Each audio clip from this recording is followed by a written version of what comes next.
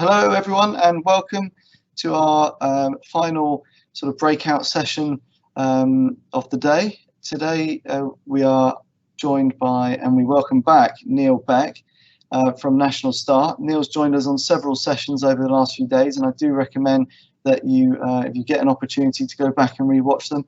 We heard some brilliant things about dictation and some great insights into some apps for children with SEND, but we're actually finding out that these apps can be utilised across all schools, all platforms, and can address so many needs.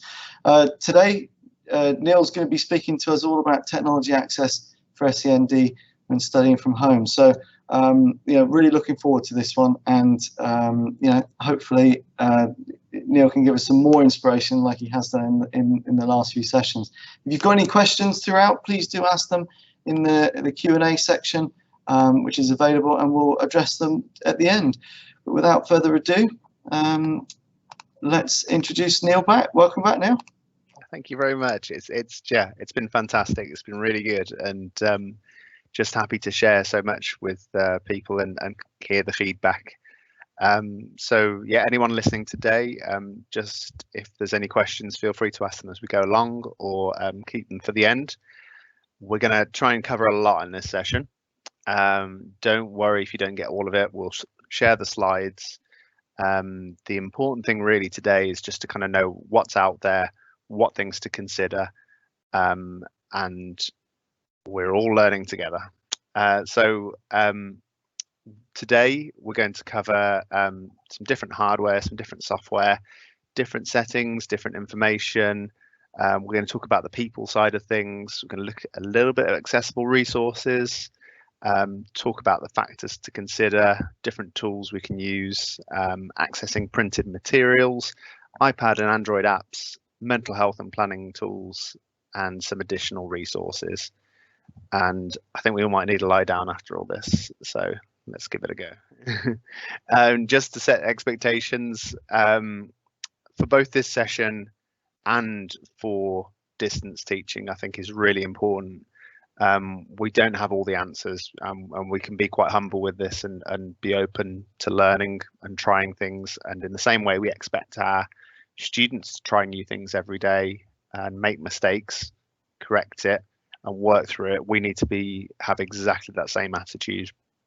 I'm hoping we can set you on the right path, though. Every organisation's at a different starting point, so don't worry about that. We'll all get there.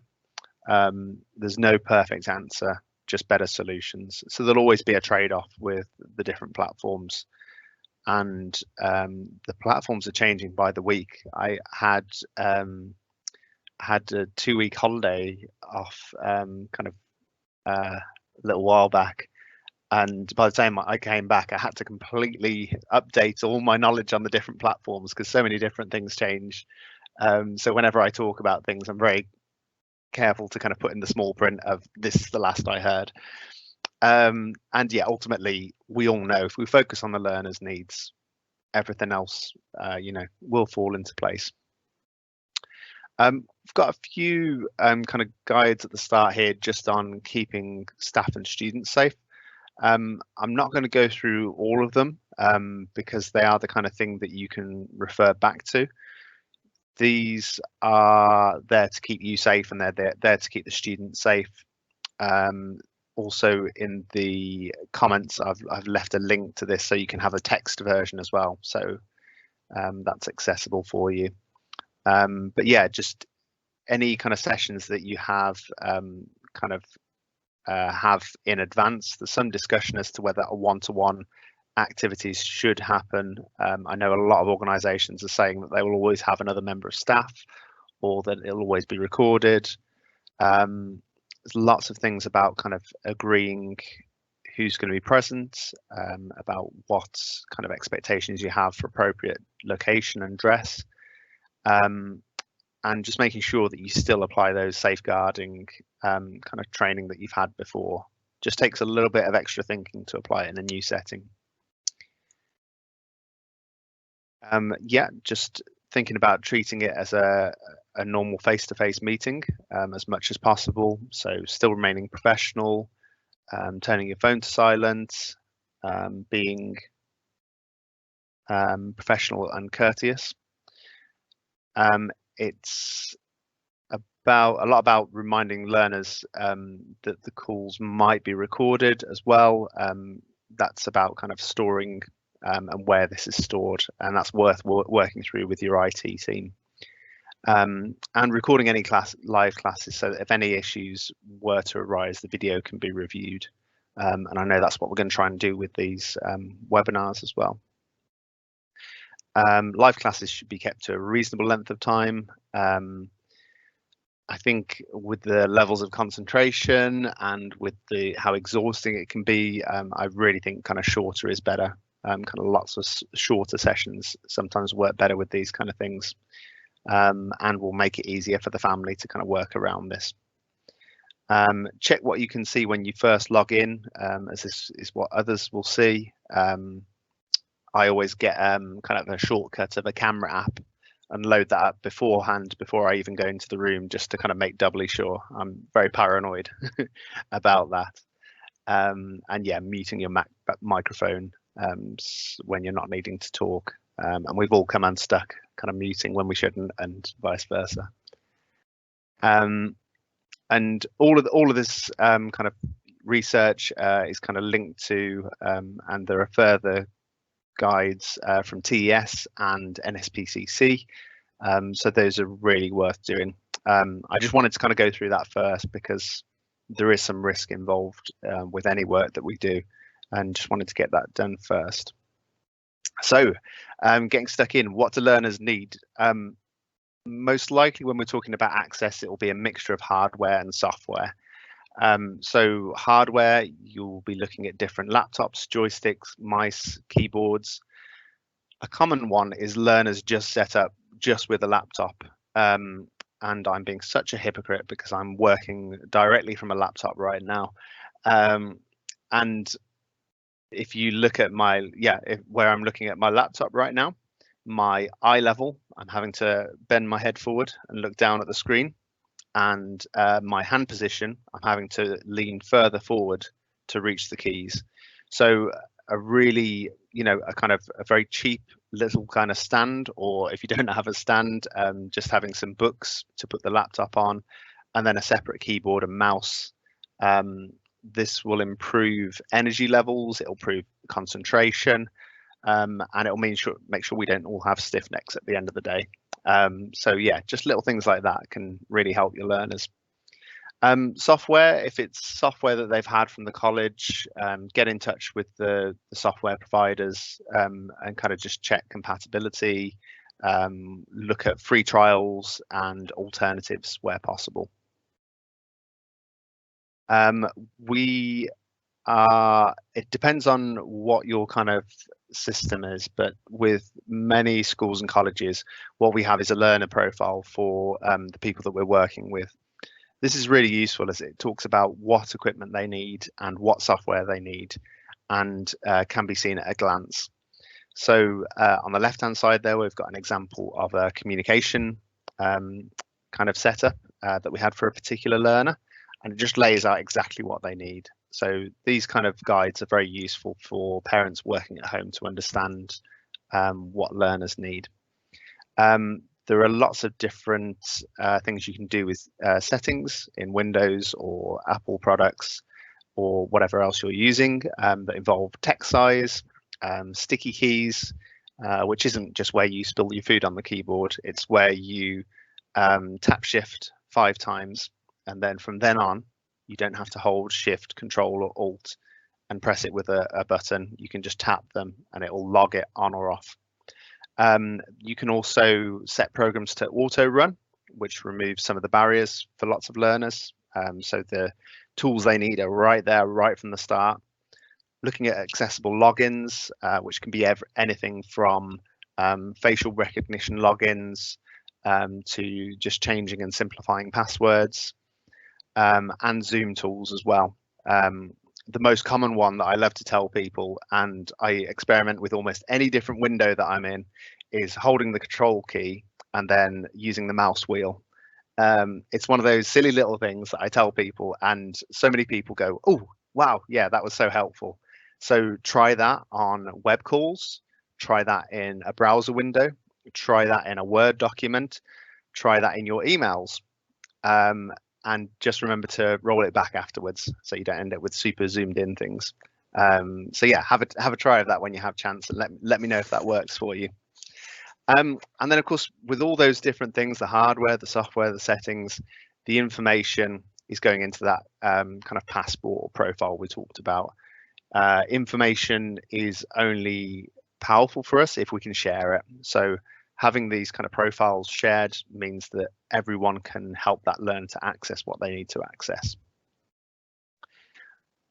Now, technology is a very people-based kind of discipline, and that's a lot of what people miss. People like to put ideas down on paper that sound like they should work, but actually when you put it into practice, there are so many human issues. So the key things when we're looking at learners are to put their well-being first, and I know teachers are so good at doing that. It's being patient. They're going through an awful lot at the moment, and it's a marathon, not a sprint. We need to give them time to learn in a new way and consider everything that's going on in their lives, really. For parents, we need to set expectations, we need to set boundaries, and we need to try and make it relaxed for them so it's enjoyable for the learner. Children do pick up on their kind of parents, so if you can get the parents to be relaxed, it's more likely to kind of work better with the learner. And we've got to recognise this is a first time for all of us, and it's a big ask, so we need to be kind to ourselves. Teachers, kind of embrace your creativity, let your team play to their strengths, but also give people time to play with new tools and features and support. So that means that if you've got someone who's not comfortable with technology, just let them log on to it, let them have a go with it, take the pressure off, and just give them time to work with it. If you've got a member of staff who's very good with technology, then pair them with someone who isn't and get them to co-deliver a session. If you've got the resources and you've got the time for that, it's a really good way of learning from each other. Make use of your support teams. I know some IT teams are quite limited with the amount of time they get to work with schools. So I know this is a real challenge. So it's important to be really clear with your needs, rather than saying we want iPads, or rather than saying we want to do a Zoom call with a learner, rather than talking about tech specific things like that. Give them exactly what you want to achieve at this. So you would say, I want to talk with a learner. They need accessibility features like captions. If you give them a very clear remit, it will mean that they can spend their time much better. And knowing when to use different types of communication. So sometimes it's an email, sometimes it's a video call, sometimes it's a phone call. Give people a choice, and sometimes you can cut through a lot of kind of chit chat with the right kind of use of communication. Okay, enabling parents and learners. This is a lot about kind of linking to technology. Linking to accessibility. So when you're sending something through, it's got to work on all platforms really, unless you're aware that all your learners have particular tools set up. Some things to be aware of are that Flash content doesn't work on an iPad. So if you're using any Flash resources on browsers, that's not going to work on an iPad, and not all videos play on Chromebooks. These are just a few examples. The best way to do it is just to test it really. Have some way of getting evidence back to the tutors. This is an interesting challenge. Email is fine, except for when it comes to large video files, but there are some platforms later on we'll talk through that can help with that. If there's no current way to upload, e.g. a virtual learning environment, then asking parents and learners to upload to cloud services might be a breach of GDPR. If they do it independently without prompting, then, well, that's on them. Use a reliable, secure storage on which you can provide password protected folders for videos to be uploaded with. So that's Microsoft's 365, G Suite, and own cloud. Remember that parents, learners will be videoing on phones at times, so it needs to be easy to upload directly from the phone. Okay, so looking at accessible resources, I'm a big fan of UDL, Universal Design for Learning. It talks about the why, the what, and the how of learning. So the first step is engagement.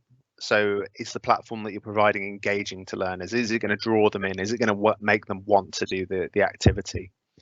The what is making sure that whatever you present is in a variety of different kind of formats and delivered in different ways. So wherever possible, having a mix here. And then the how of learning is about how you can let the students demonstrate in different ways what they know. So interviews, role plays, videos, projects, all sorts of different things. So if we consider those three when we're looking at online learning, that should help. Make your resources available digitally is, a real advantage for learners because they can use any digital accessibility tools. This was a big push before all of this came along, and now it's never been more important. So one of the side effects of this really difficult time might be that learners actually, as standard, have their resources presented to them digitally, which would be a massive improvement and would really help so many learners. So we've got a real opportunity here. Use accessible fonts and colors. Use heading styles. For example, in Microsoft, you can use the top bar there to separate things into different headings. That then means you can make a contents page, and it means that you can click through quickly to a document. This is also available in PDFs and in Google as well. Use bold, but not italic or underlined. Those are just a few pointers to get going. So factors to consider when we're looking at the learner's access is what resources are the most important for them to access? What platforms and tools are already in place to deliver this access? What gaps are there? What barriers will the learner face? And how do we offer support? This is what makes this as a presentation quite difficult to deliver because you'll all be answering these questions in different ways.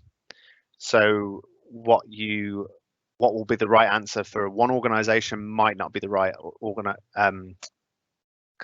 answer for another organization, or even the same learners within organizations, it might be different.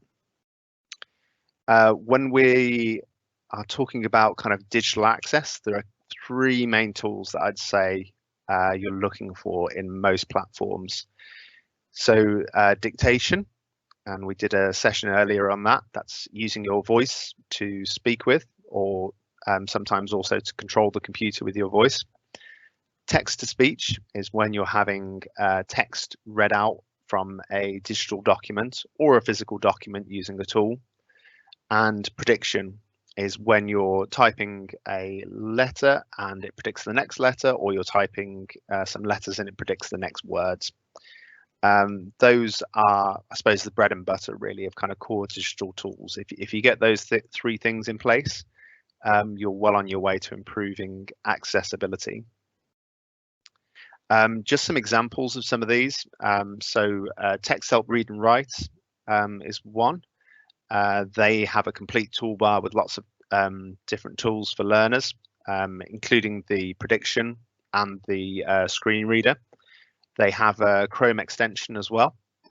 Claro Read is a similar package, and all of these run free trials. So if you think there's a particular learner who might benefit from these, then first of all, get yourself a free trial, have a go with it, see what the features are. And then you can look at getting that set up for your learners as well. The Claro Read Chrome extension is particularly useful.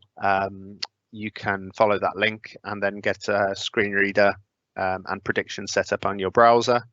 So then that can work with Google Docs or whatever other documents you're working with online.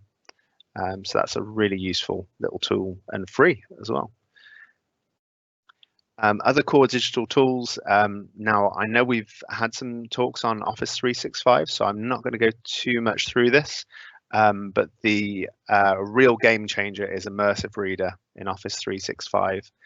I'm not going to go through that today, but it does come with a inbuilt screen reader, line focus. It comes with a picture dictionary. You can identify nouns, verbs.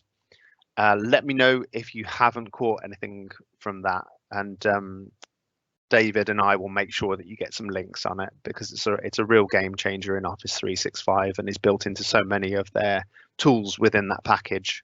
So if you're using Teams, it's something you need to focus on. And we always talk about accessibility for our learners, but we also need to consider that these tools, if we use them organizationally, make us a disability friendly organization for people with disabilities. So many people have hidden disabilities, so it's really important to have these tools available as standard. Grammarly is really good. You visit the website once, you'll be hit with adverts on your YouTube videos forever. But that being said, it's a really good free tool, and it focuses on analyzing your documents, improving your grammar, and helping you as you go along. Lightkey.io is another prediction tool, but this is a bit more lightweight and a bit more, I'd say, adult friendly. So it's quite good for learners who maybe don't want to be too conscious about being different from their peers. It has a really kind of low impact prediction tool, and looks very professional. So that's really good and free again. So give that a try yourself and see how you get on with it. It might improve your typing speeds. Just to mention EduApps. Now, this isn't going to work for 99% of people, because there are better tools that are available for free online. But this is if you had a learner who maybe was having internet connection issues and couldn't afford a more expensive one of the package, then this is your fallback option. They have a screen reader and prediction tools and lots of other kind of visual tools as well built in. So that's your kind of free option as a fallback. The other big area is digital tools, and the visual kind of area of that. So Dolphin, Zoom Text are some of the kind of major products on the market, and they can focus on things like highly accurate zooming. They have screen reader elements. You can change contrast settings. These cover most of the things that people with visual impairments will need, unless they are severely visually impaired. They often do kind of 30-day trials again. So it's really good to kind of get started and have a go with them. Dolphin are particularly good at linking with resources as well, with the R and IB resources for learners to have books that they can read through these tools. And mentioning some of my favorite tools, Microsoft Seeing AI, Claro Scan Pen, and Envision AI. Now, all of these you use to read the world around you. So you can read a block of text if it's written down, or you can see who's in the room, or you can check the light levels. There are lots of different tools built into these. So Microsoft Seeing AI is for the iOS, so iPhones and iPads. And then Claro Scan Pen is for both, and Envision AI is for Android. Claro Scan Pen is a more simple version. It is just a text scanner, and then we'll read it out. Whereas Microsoft Seeing AI and Envision AI, they have a much wider spread of tools. Accessing printed materials, as we've said, you can use Microsoft Seeing AI. The picture there in the bottom of the screen is that being used to read some text live. There is still the option of Claro Scan Pen, as we said, that's a bit more basic, and Envision AI. But scanning pens are also very useful at times. So these are very good for exam situations. They're good for when you don't want learners distracted by phones. They're good because you can, again, get a free trial of these. And some learners get along with them really well, some learners not so well, but definitely another kind of tool to have in your arsenal. And they're very hands-on with the help as well, so they can help you with whatever you need there. Mind mapping is a really useful tool for different learners with disabilities. It can help with concentration issues, it can help with reading issues, and I wish that I'd had this available when I was at school, because I really struggled to structure essays. And with most of these tools, XMind and MindMeister, for example, you can export your mind map into an essay format. So it breaks down all the different titles, it puts the different concepts there, and you've got your essay plan ready to go. These are the kind of tools that benefit accessibility for everyone, but at the same time, bring up the levels of support for those learners with SEN. So I really encourage using these in your lessons. Just start to throw a few into it, and you'll really kind of help your learners with SEN there. Dictation. So we did the session earlier on this, and the main products there are Dragon Naturally Speaking. This is quite expensive, but it's a very comprehensive package, and will learn your voice, and will improve over time. There are options in both Microsoft Office 365 and Google Docs as well.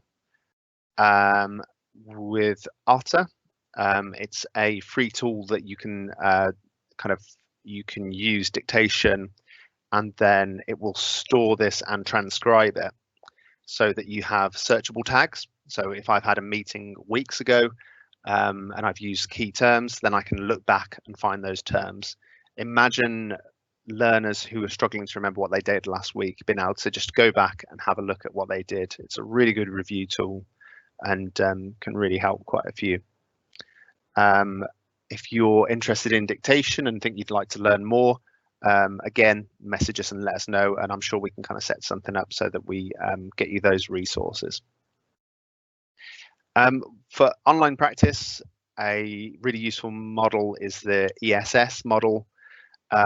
So we need to make the learning journey explicit, social, and simple. If we hit those three things, then we're probably doing it right. For inbuilt accessibility for video delivery, there are so many different options out there, and I must put my hands up and say I've struggled to get my head around all the different options there are for having video conferencing apps. Each week I learn a little bit more, and each week I'm getting a more complete picture, but there are just so many different things to think about that not one person can have all these things in their head at once. If you're considering all your IT setup at your school, all the needs of your learners, all the accessibility, the individual kind of devices that the learners have to have, writing policies, all of this is just so much. But what I can do is just kind of point to a few things that are really useful for inbuilt accessibility.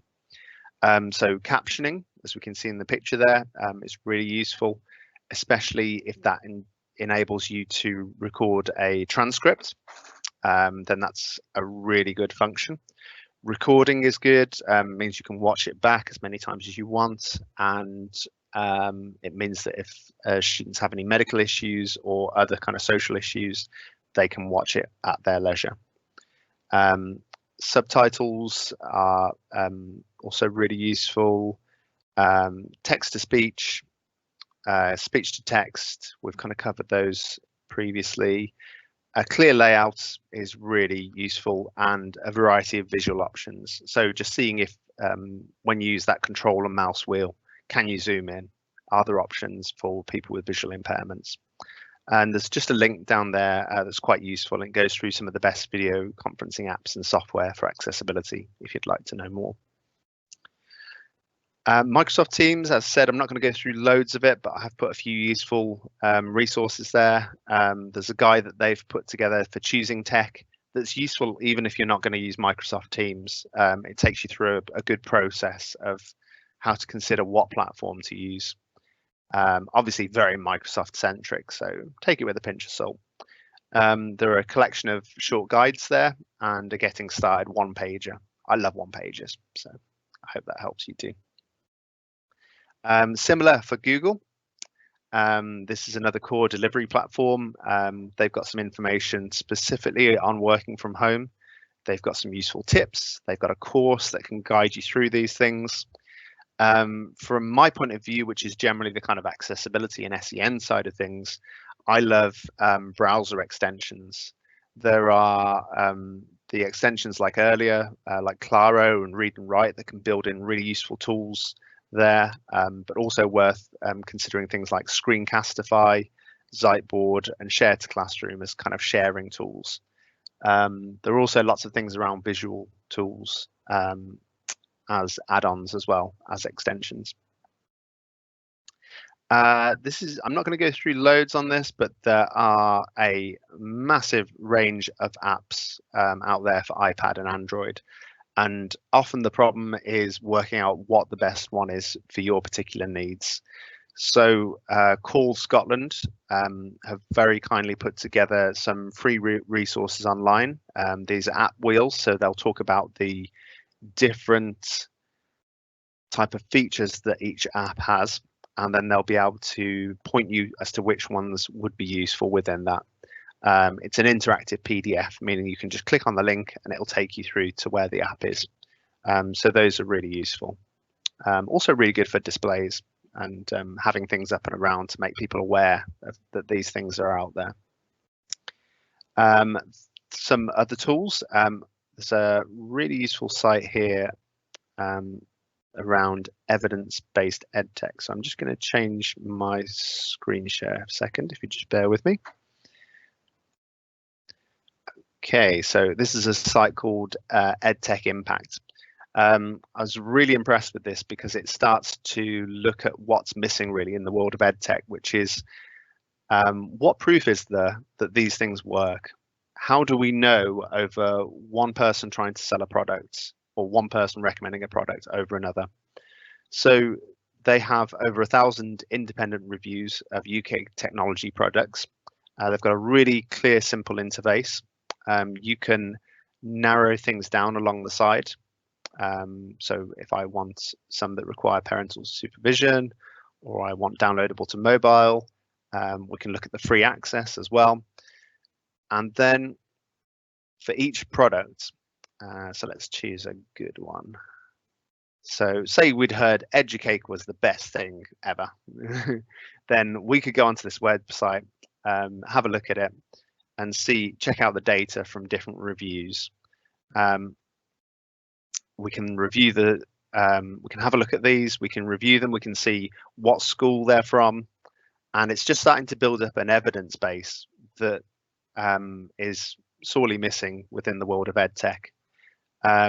So there'll be lots and lots of different kind of apps here, and you'll be able to see from other schools what's worked for them. Okay, just switch back to the diagram. Second. Yeah, I haven't really mentioned Moodle, Skype, Zoom, and Nearpod, but they're all tools that you can use to share resources. It's worth using quizzes at times. So I've just listed some of the major ones there. If you haven't used quizzes before, a good way to start is just to check out the Kahoot of the week. At the moment, some American history. And it gives you an idea of how this works and how you can apply this to your own setting. Classroomscreen.com is a free background screen that will give you things like a timer, a random name generator. You'll be able to generate QR codes very quickly, meaning learners can access things with their mobile phone. It's just a useful little background thing to have and a good website to bookmark. Flipgrid, I think, is a really useful tool, and it's about flipped learning, really. So you didn't have to use Flipgrid to do this, but I think it's a really good way of kind of adding a scaffolding to a process that can work really well. So the idea is that you kind of set the task or the activity, and then learners can actually do this in their own time and then come back to it and share their ideas and stories. So a lot of this is done through videos and presentations, and it's a very good tool for learners with SEN because they can approach it in different ways, and parents can potentially work with them to record what they're doing. So parents could record the evidence to kind of upload it to Flipgrid. Just a few other tools. Explain Everything is a really good free whiteboard. You can create educational resources on there. You can talk through the steps in the exercise, making this an accessible tool and one that you don't necessarily need to be there with the learner. So that can really help them to kind of work in their own time and at their own pace. There's many different features, and you can work with many different mediums on there, so pictures and video links and text and drawings and all sorts. Mental health is a massive kind of area. The different ones that I've had that I've just put on as examples here. Headspace is really good for kind of having some time to relax and meditate. Brain in Hand is a complete support package for those with autism or kind of mental health issues that can give them a timetable with the barriers they're facing and ways to overcome them. It also links them to help when they need it. It's a really good way of increasing independence. And Dailyo is just one of my favourite kind of mood trackers. It's really useful for kind of seeing what your students have been up to, how they're feeling with things, and just check in with them. So we're coming towards the end now. Just to mention a few useful resources. The other half of my role is for Techability, and they are the National Specialist College Organisations group that we support specialist colleges. So we've put some resources on our website. So if you can visit there, you'll see an Aiding Learning from Home. There's so many different links there and really good resources. The Techability standards are worth mentioning. These are a set of standards that we've set to help demystify a lot of accessible technology and to help people to kind of work out where they need to start. So these are all available free online. So if I go to Techability, we've got our Aiding Learning from Home section here, which is loads of different resources. We've got our webinars along the top here, and we've got Techability standards. So the standards, I can choose any different area. So if I'm choosing assessment, it'll give me some basic points as to kind of what I need to do to make those things work well. So our idea is that organizations can go through these to kind of do a self-audit. You can use these to show kind of people who are inspecting you what you're doing to meet accessibility. And it also gives you an idea if you want to start off with technology and SEN, what kind of things you can do. So as a bit of an inspiration as well, which should hopefully be useful. And we'll probably be developing those as an audit tool at some stage. So let me know if you're interested in getting involved in that. Just one more resource. This is a free poster that has lots of little kind of short video links, just kind of 2-minute videos, and it will just go through tools that you can use for reading, writing, accessibility with your phone, and using the web. So this is completely free and a really good resource developed in partnership with the Education and Training Foundation. And just to mention, this has been a real whistle-stop tour. So I've had some really tough choices of things that I've had to cut out from this presentation. And it's been a challenge to kind of work out what to leave in and what to take out. So if there's anything that's grabbed your interest and you think I really want more help with this, then go onto the EdTech Demonstrator website and just click to request support from a demonstrator school and college. Just let them know what it is that you're particularly interested in, and someone will be back in touch with you and help you through these things. Great. So that's bringing the presentation to an end. Thank you for bearing with me through an awful lot of content. You've done really well to get to the end, and thank you, David, for letting me here. No, thank you, Neil. And for you to say that there's more resources out there and you had to pick just some. I mean, I am blown away with the amount of resources you covered over the last 2 days in your 3 sessions. I do recommend people go back and watch them, but just in this last one, the amount of resources that are out there and so many that are available already to us. You know, we already have the software, it's built in, we may not even be aware of it. So just highlighting some of those points, and then, you know, for those that want to go that one step further and look at the more comprehensive softwares that you know may have more to add, you've covered so much. So such a massive thank you, and hopefully I'm sure there are lots of people inspired out there to go and put some of this into action. I have posted as many of the links as possible as you've been talking. If people do want to get in touch, then please do. We saw Neil's contact details up there. This video is going to be made available, so you know you can watch it again, share it with your colleagues, use it as some sort of CPD. It's brilliant for that. And like Neil said, when you go to the EdTech Demonstrator site and register your interest, if there is a specific SEND requirement that you have, then by all means message them and say at some point that you do want National Star to be involved, because I'm sure, not that I'm trying to give Neil more work, but they are the people to help. They you know, you can clearly see Neil has got some great expertise and experience in this field, so definitely one to tap into. Thanks again, Neil. It's been an absolute pleasure, and you know, you've had a comment here, lots of helpful hints and tips. Thank you. I think that sentiment is shared, and you know, great having you on. Oh, well, thank you. It's been a really good event, and I just wish I'd had more time to listen to some of the talks. So well, yeah, you'll be able to watch them again. I will be. I think 80 hours. There'll be a lot of footage for you to trawl through. So hopefully, you'll be able to find help. Someone will be able to find it useful. Yeah. Thank you all again for attending. Thank you for watching. There is a final keynote with Mark Sparvel. He's a very good speaker, so if you are interested, hop over to that one now.